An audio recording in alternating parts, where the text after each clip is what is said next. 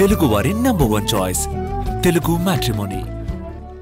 అదాని కోసం life insurance పాలసీదారుల savings ను దుర్వినియోగం చేశారంటూ కాంగ్రెస్ ఆరోపిస్తోంది. వాషింగ్టన్ పోస్ట్ కూడా ఇదే విషయాన్ని చెప్పింది. అయితే బోర్డు పాలసీలకు అనుగుణంగానే అదాని గ్రూప్ కంపెనీల్లో పెట్టుబడులు పెట్టామని ఎల్ఐసి అంటోంది.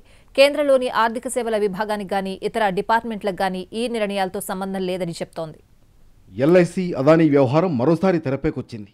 పాలసీదారుల సేవింగ్స్ను దుర్వినియోగం చేశారంటూ కాంగ్రెస్ తీవ్ర ఆరోపణలు చేసింది.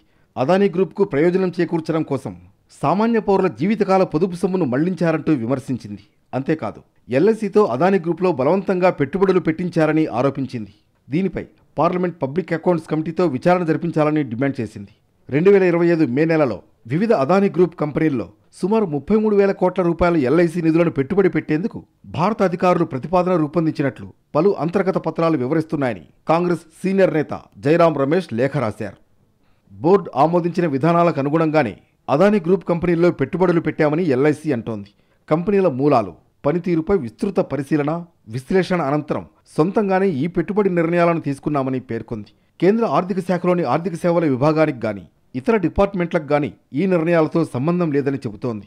అదాని గ్రూప్ కంపెనీల్లో ఎల్ఐసి పెట్టుబడుల వెనక ప్రభుత్వ అధికారుల పాత్ర ఉందంటూ వాషింగ్టన్ పోస్టులో వచ్చిన కథనంపై ఎల్ఐసి స్పందించింది.